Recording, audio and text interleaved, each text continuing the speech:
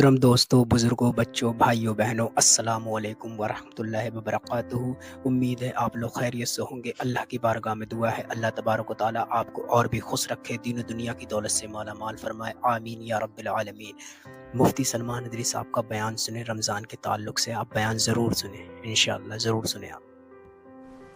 اب آپ کے روزے سے کچھ حاصل ہوا نہیں ہوا آپ کو دیکھنا بھی ہے، یہ نہیں کہ کیلنڈر کی طرح گنتے جاؤ، 1 ہو گیا، 2 ہو گئے، 3 ہو گئے، ہوتے جائیں گے، یہ دن تو چلتے رہتے ہیں، گنتے گنتے 20 بھی ہو جائیں گے، 25 بھی ہو جائیں گے، 30 بھی ہو جائیں گے۔ روزے گننے کا حکم نہیں، اپنے آپ کو سرچ کرو پھر تھوڑی سی ورزش کرنے کے بعد بندہ ویٹ تول کر کے دیکھتا ہے کم ہوا، گھٹا ہے کہ بڑا، ہر دن دیکھتا رہتا ہے۔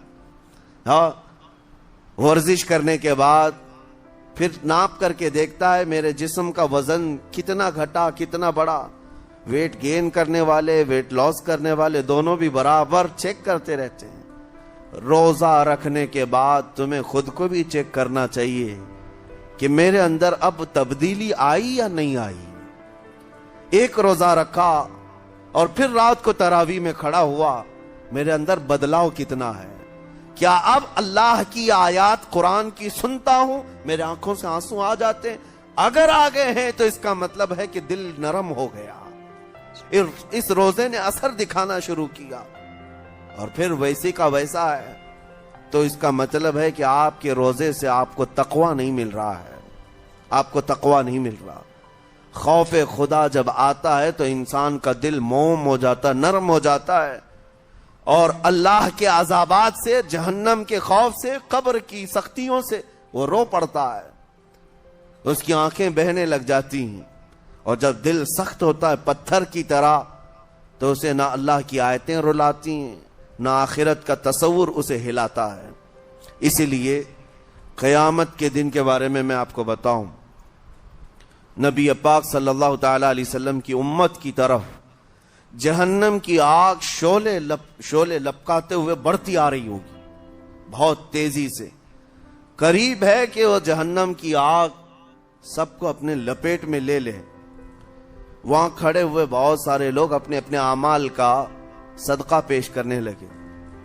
حاجی اپنے حج پیش کر رہے ہیں، نمازی اپنے نماز، روزے دار اپنے روزے، کہ اے جہنم ہماری یہ نیکیوں کا صدقہ رک جا۔ جہنم کی آگ بڑھتی چلی آئی، بڑھ رہی تھی۔ جبرائیل امین علیہ الصلوۃ والتسلیم حاضر ہوتے ہیں بارگاہ مصطفیٰ صلی اللہ علیہ وسلم میں، ایک پانی کا پیالہ انہوں نے پیش کیا اور کہا یا رسول اللہ صلی اللہ علیہ وسلم، یہ پانی آپ اس آگ پر چھڑک دیں۔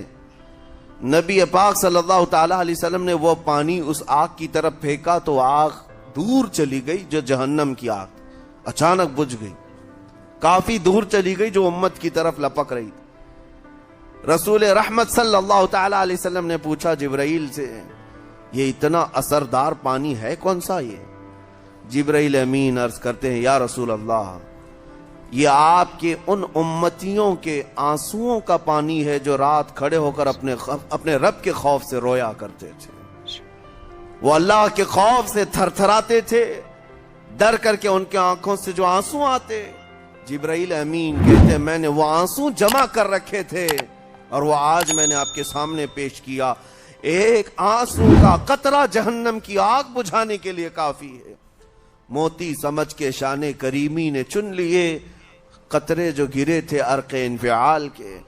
عزیزان گرام وقار، یہی وہ تقوی ہے، یہی وہ خوف خدا ہے جس کے متعلق اللہ قرآن میں فرماتا ہے لعلکم تتقون، تاکہ تمہیں تقوی مل جائے، اسی لیے روزے رکھے گئے ہیں، روزے فرض کیے گئے ہیں۔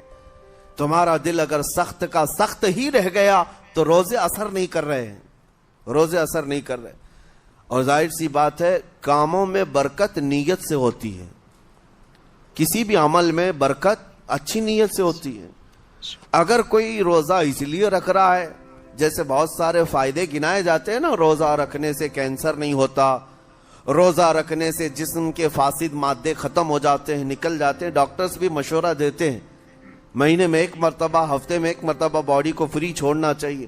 تو یہ تو جسمانی فائدے تو رکھے گئے ہیں، لیکن اگر تم روزہ اس نیت سے رکھ رہے ہو کہ میری باڈی صحیح ہوتی رہے، تو گویا کہ تم تو اپنی دنیاوی غرض سے روزہ رکھ رہے تھے۔